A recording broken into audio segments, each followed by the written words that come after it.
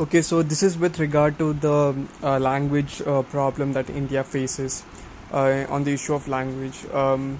Language primarily, it's a mode of communication, it's a means of communication. But if that particular language is used generations after generation by a lot of people, then it becomes a part of culture. And then language, just doesn't become it's almost like a religion, not exactly like, not that dogmatic, not that powerful like religion, but still quite powerful, still quite many people do relate with the identity. And any crushing of any type of force against used against that language is it's against the identity, is against the identity of the people. um, in India we have 22 recognized languages, and there was a lot of debate about Hindi being the official language of the state. Now, I'm not sure with details, but I know this for a fact that someone, I guess uh, it's this Bal Gangadhar Tilak, or this Manohar Malviya, Madan Mohan Malviya or Bal Gangadhar Tilak, someone like that had said that there should be three language model, in which one we need to so it was basically English, Sanskrit, and local language. This was also the case with, I guess even the Rabindranath Tagore to a certain extent agreed with him as well. So the case was that students should learn English to communicate to the entire world. Because English has become the global language. So whatever is whatever text or whatever videos or whatever you have to look at that particular time, whatever work, research, etc. is published, you get to know. So you get to know about the world when you learn English. Secondly, to communicate with your people, Sanskrit should be used, because Sanskrit is Sanskrit is the language which is which it's said as mother of all languages. Don't know how true that would be, but anyway, it's many languages have origin in Sanskrit. So, and many Indic languages do have origin in Sanskrit. So Sanskrit could be used for uniting the entire country. And then the local language for within the province, within your family, within your locality, like within your state per se. Now, Sanskrit, maybe because to a certain extent, because of its difficult grammar, or because of its difficulty, or because of many people say it's because of Hindophobia, or because of any other reason for that matter.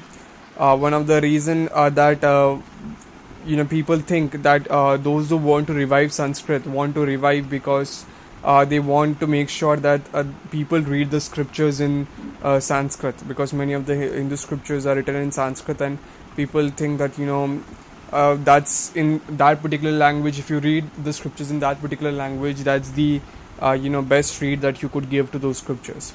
So some people have that opinion. Others think that it's outdated language. It's very difficult now to revive and to bring into it. So they have replaced Sanskrit with Hindi, right? So English for the entire world, Hindi for the communicating the to the world, Hindi for communicating in the country, uniting the country, north, south, east, west, and your local language, whether it be Malayalam, Tamil, Telugu, Marathi, etc., in your province. Now, the question that comes with regard to this is, if English, if Marathi as well as a Malayali, or as well as a let's say a Telugu person knows English, then why can't we just communicate in English? Why can't the entire country be united by English? To an extent, that is what is happening in almost all universities and other public places. We are united by English, not by Hindi, right? At the same time, so and what was wrong with that? So this the second language, so to speak, first language being English, second language being you know even in many schools you have that kind of I guess in Tamil Nadu as well as in other places, we have in states, we have this concept of first language, second language, third language. So this basically follows the order: first language being English, second language being Hindi, and the third language being local language. Now the problem is, then the question comes that if you already have the first language and it is communicating the entire world, then why do we need the second language, right? Why do we need Hindi when you could already, when all Indians could be united by English? The answer to that lies in the question of whether English be a language, Hindi be language, will Hindi be the official language of the courts of other. It was decided in the Constituent Assembly, right? And the commission was formed, I guess.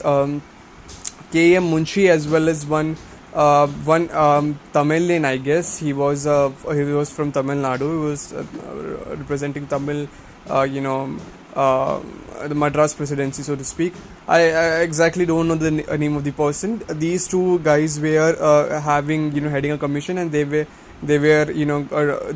said a report in that, like they brought a report, and in the report they said the language that should unite the entire nation.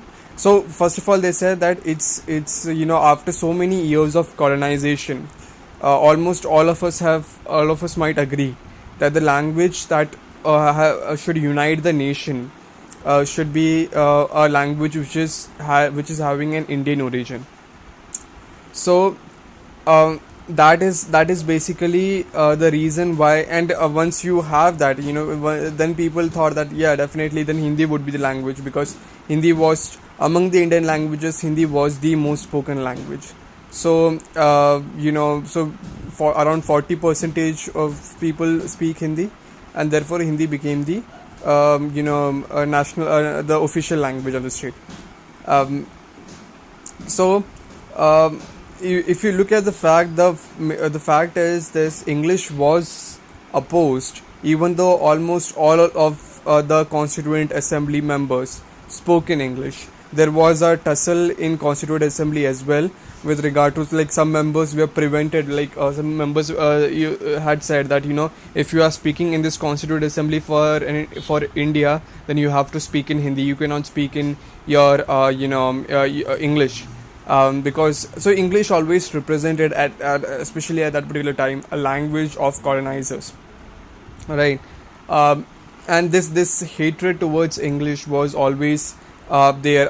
Not exactly, I would say, hatred, but reluctance to accept it as the official language of the state, as a uniting language of the state, was because of the fact that they didn't want to leave that legacy that language of the colonizers is what unites the entire country. So this was the fact why English was not chosen to be the uniting language. There is a quite correct argument on it. I mean, if we look at from the perspective of nationalism and not just prudence, then there could be a argument made about that Hindi should be the uniting force, or any other Indian origin language should be the uniting force, and certainly not that of colonizers. But I guess the economic world and the globalized world, and the modern world doesn't understand the aspect of nationalism as much as it understands the aspect of profit and convenience and connectivity, etc. So definitely, the more, and in many cases what we have seen is that there were many government committees which asked the northern Indian states to at least make sure that in schools one southern Indian language is taught. And I don't think so in most of the North Indian schools. That is, in my school it was not there, in many schools it was not there, it was not taught. And so there is always the case of southern Indians, South Indians thinking that this is not the way it should move forward, etc. But we should, I think so, it's time for us to reconsider the fact, or let's say move forward with Hindi. And the southern North Indians also learning few languages such as Tamil, Telugu, Kannada, Malayalam, etc. Or we should, if we are not ready for that, then we should look the fact that are we in the same stage of hatred to or reluctance that we gave to English to be a uniting language as our forefathers were during the Constituent Assembly debates. I guess there is a shift and change in the position, and